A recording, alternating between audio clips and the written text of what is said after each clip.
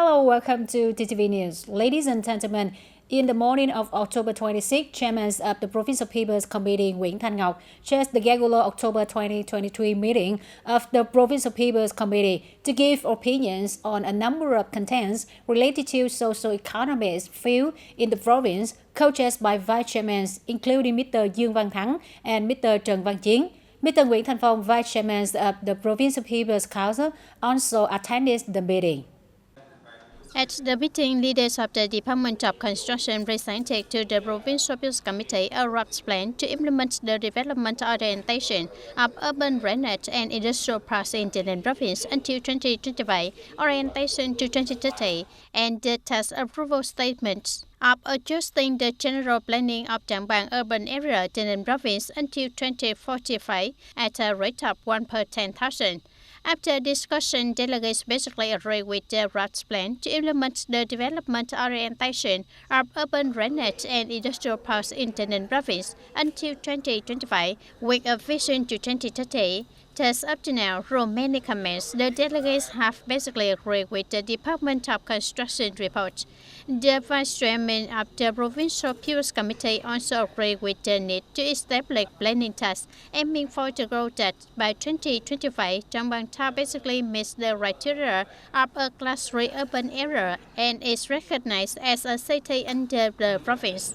Concluding this content, Mr. Nguyễn Thanh Ngọc said that Trảng Bàng Town has a lot of potential for development. The important issue is to carry out planning work well. He also assigned the task to the Development of Construction and Trảng Bàng Town People's Committee to coordinate with relevant branches to speed up the implementation progress to soon propagate this planning.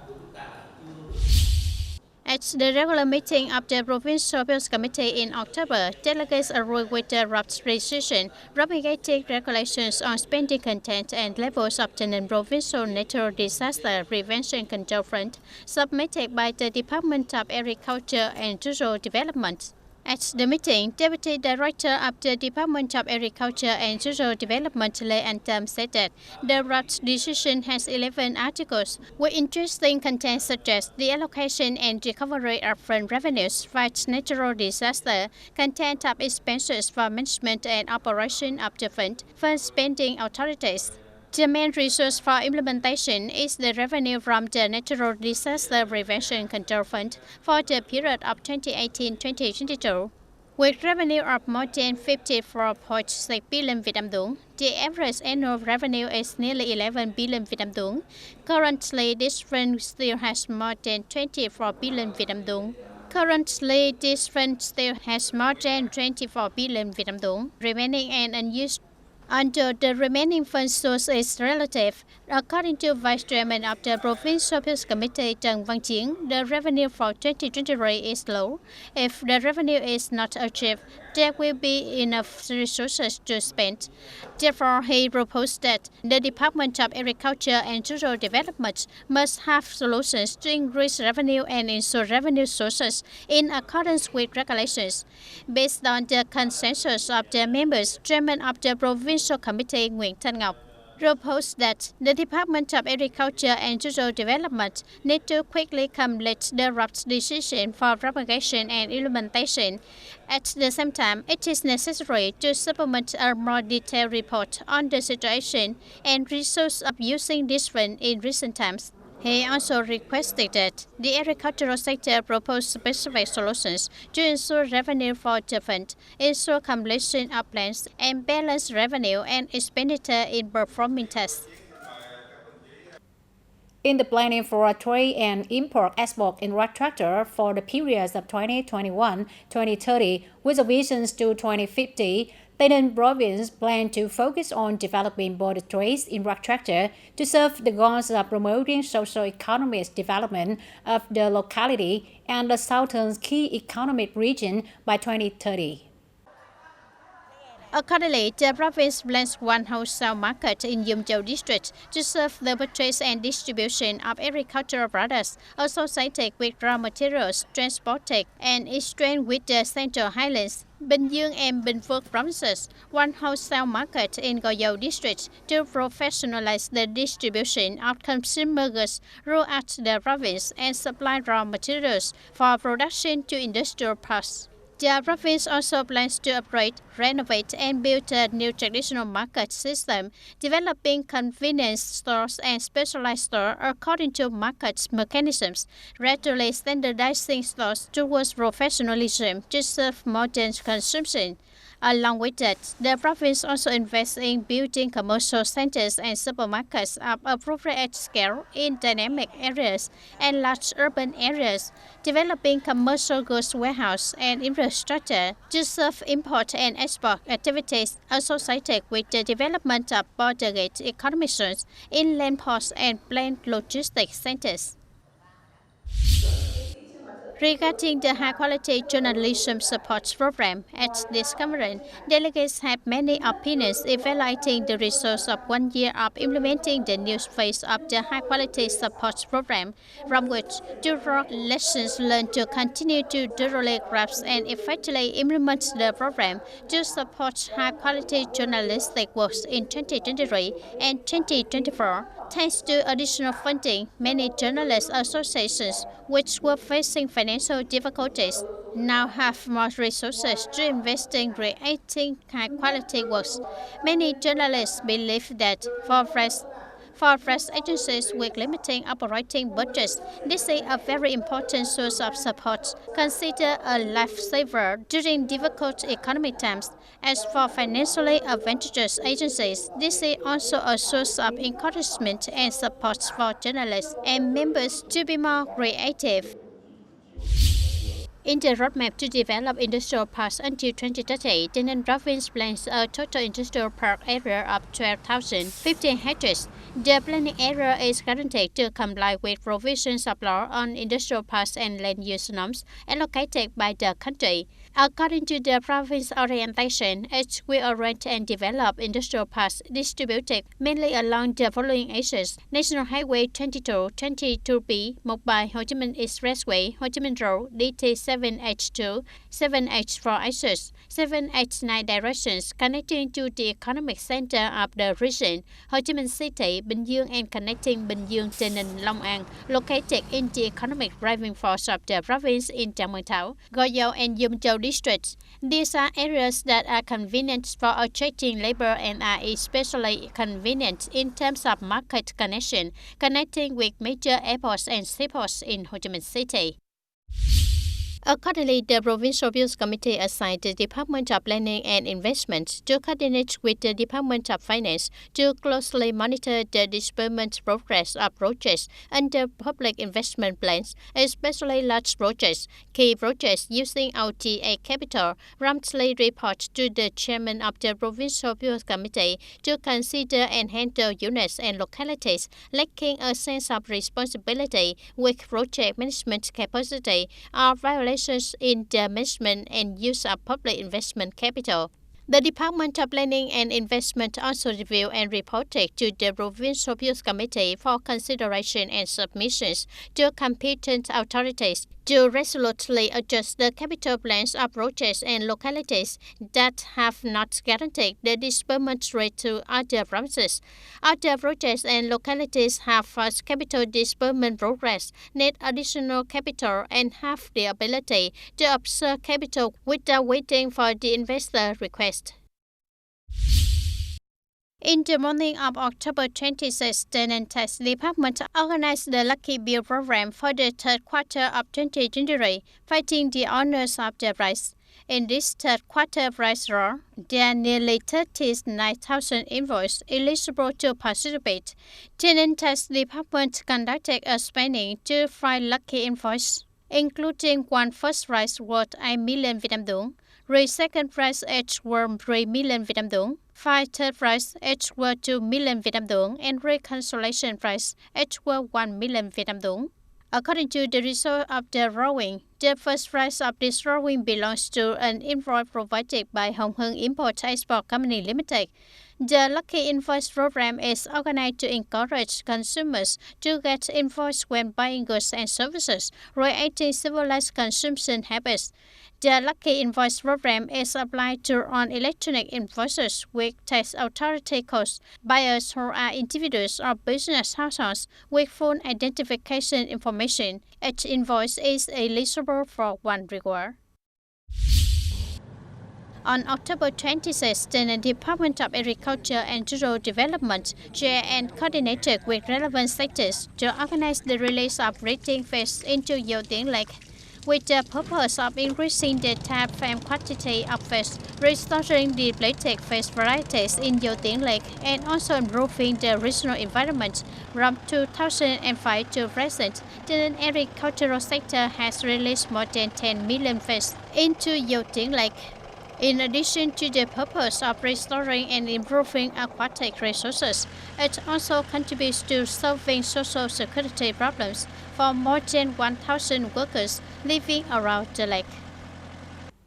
Ladies and gentlemen, take a loan but don't want to repay the debt and deliberately find a way to rake up the debt.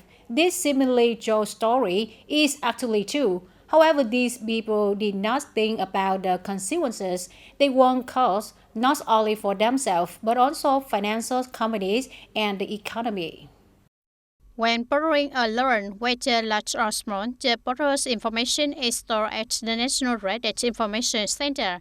If the debt is not paid on time or the debt is overburdened, the borrower will lose the opportunity to continue borrowing from unofficially licensed lending units. Currently, the legal regulations are very clear, affecting the credit index of customers, especially CIC, but very few people currently understand that and cannot clearly see the negative impact that credit rating has on them. In Vietnam, there are only 16 consumer finance companies licensed to operate. Many borrowers cannot distinguish these companies from black credit lending apps. Behind the associations and groups that take each other to rake up debt are the baiters who are lure customers into taking out bad credit loans to pay up debt with interest upon interest. Associations and groups were established to attract customers, but they also have their own intentions in terms of advising customers that it is easy to run out of debt, very easy to borrow, just borrow, facilitates the operation of some lending apps that are not official credit institutions, making it easy for customers to be lured into black credit lending activities with high interest rates. By the end of 2022, outstanding consumer loans of consumer finance companies will reach about 200,000 billion Vietnam dong. This amount of money has helped millions of loans without collateral. If business is at a loss, the loan interest rates must be adjusted to increase, thereby directly affecting the borrower. The ability of licensed mainstream financial companies to operate lending and debt collection is very difficult, thereby causing bad debts to increase rapidly, costs to increase rapidly, and deadlock in very present activity. The story of teaching debt relief through groups on social networks seems to be a simple story, but the consequences are unpredictable because if the debt outbreak increases, it will narrow the access to loans for many people with real needs. Furthermore, debtors can face a maximum penalty of 20 years in prison for abusing just to appropriate property. The Orient in the morning of October 26 in Tiền Giang province, the Vietnam Journalists Association have a conference summarizing 17 years of the National Press Awards and implementing a high-quality journalism support programs in 2023 and 2024 for 19 southern provinces. Speaking at the opening of the conference, journalist Lê Quốc Minh, member of the party Central Committee, deputy head of the Central Propaganda Department, editor-in-chief of Nhân dân newspaper, chairman of the Vietnam Journalists Association, said that the National Press Award was organized. The annual event is responded to and well received by the press in particular and the whole society. The works that won high awards were on works with serious and elaborate investments, many creative, lively, and attractive ways of expression, clearly demonstrating the capacity for digital transformation and journalistic innovation. After 17 years of organization, the appeal of award has become increasingly rated, attracting large participation from the press and public. The works that win high prize are works that are seriously and elaborately invested, with many creative and graphic ways of expression, attractive to readers, clearly demonstrating the digital transformation and innovation capacity of the newspaper. At the conference, delegates brought together, analyzed and evaluated the results achieved over 17 years of organizing the National Press Award, as well as the current difficulties, obstacles, and inadequacies in the organization process. From there, propose proposals and solutions to innovate the awards operations in line with the trend of digital transformation and further enhance the position of the largest specialized award in the country. The National Press Award has been having a great effect, encouraging the spirit of competition among journalists and between press agencies, thereby discovering and honoring the talents and dedication of journalists. On the ideological front, in accordance with the spirit of Directive 37 in 2004 of the Secretariat on continuing to improve the role and quality of activities of the Vietnam Journalists Association in the new period, and later Directive 43 of 2020 of the Party Central Committee Secretariat on strengthening the party's leadership over the activities of the Vietnam Journalists Association in the new situation. Up to now, the total livestock and poultry herds across the province is estimated to reach 9.7 million Vietnamese dong, an increase of 5.4% over the same period in 2022, in which the number of pigs increased the most, more than 282 and 700 at the present time, an increase of 34% over the same period. This is explained by the breeders restocking their herds for sale at the end of the year. Then the authority organized the zonings and rurally handled the outbreak. In addition, they vaccinated to prevent disease, strengthen quarantine management, and control animal transportation. It is recommended that farmers regularly disinfect their barn. From there, it was minimize the losses of farmers. Diseases in livestock are always well controlled, so TayNinhTV province were chosen as the points to build a disease-free zone in livestock and poultry. Regarding poultry in 2021, TayNinhTV only has one outbreak of bird flu in Tân Binh district, with only 35 infected chickens. The disease was controlled. From 2022 until now, there has been no bird flu in the entire province. Currently, the total poultry herds in the province reaches 9.4 million Vietnamese dong. The risk of influenzas always exists around the environment. TayNinhTV is a border area. There is still cattle and poultry, and disease can spread from the periphery. Livestock farmers and the specialized industry are closely cooperating. But livestock and veterinary staff have never neglected their duties and always advise farmers to be alert to disease. In recent days, some provinces in the Southwest and Central Highlands have had African white fever. Facing to this situation, the TayNinhTV animal husbandry and veterinary sector want farmers to strengthen coordination and controls of transportation and slaughter of livestock and poultry. The People's Committee of TayNinhTV Province has issued an official dispatch requesting the heads of prevalent departments ranches to practically and synchronously deploy solutions to prevent and control epidemics in livestock and poultry, strictly implement quarantine work as source, controls transportation and storage of livestock and poultry in the province, deploys training station, disinfections throughout the province, is armed as preventing, especially during the current unpredictable epidemic situation. That's all for today, TTV News. Thank you for being with us and goodbye for now.